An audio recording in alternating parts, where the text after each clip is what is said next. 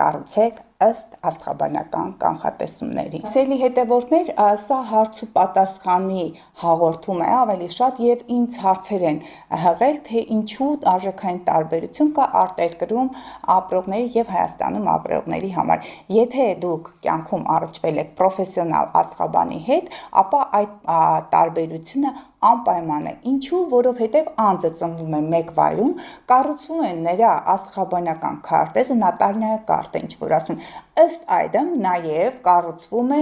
այն երկրի քարտեզը, որտեղ անձը ապրում է, եւ այն նախադրյալները, որը նա ունի ի ծնե, դրանք հնարավոր է փոփոխման ենթարկեն։ Մոլորակները կենդանակերպերում եւ իրենց իրար հանդեպ դիրքավորումները չեն փոխվում, սիրելի հետևորդներ, բայց փոփոխվում են կյանքի ոլորտները։ Եվ ահա այնպես է լինում, որ այս երկրում մարդը չի կարողանում աշխատանք գտնել, մեկ այլ երկրում սկսում է բարեկեցիկ կյանքով ապրել եւ ծաղկում է նրա բիզնեսները։ Այստեղ անձը չի կարողանում ամուսնանալ, ընտանիք կազմել, մեկ այլ երկրում այդ ամենը հնարավոր է լինում։ Չնայած բացառիկ դեպքեր կան, երբ ուղղակի այդ խնդիրը ճակատագրական է լինում, դա կարող է լինել լուսնի հանգույցներով, սև լուսնի դիրքերով եւ մնացած կարևոր ֆակտորներով, Սատուրնի դիրքերով։ Օրինակ, երբեմն ինձ հարց են տալիս թուղթուգրի մասին, սև այդ էներգիաների մասին։ Սիրելի հետևորդներ, չգիտեմ որքանով աշխատում է այդ ամենը, թե ոչ, բայց աստղաբանը հնարավորություն ունի քարտեզում տեսնելու այդ դիրքերը, դա սև լուսնի դիրքն է կենդանակերպերում,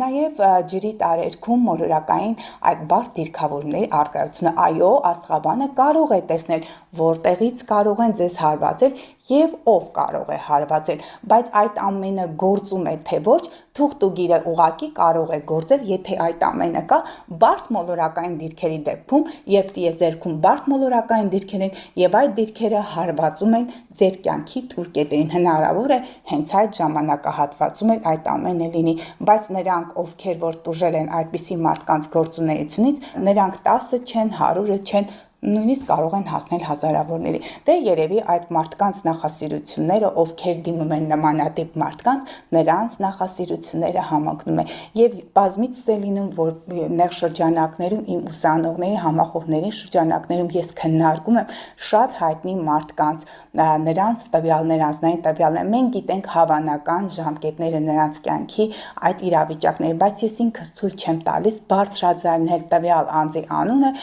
շահարկելով նրա անունը, դիտումներ եւ այլն,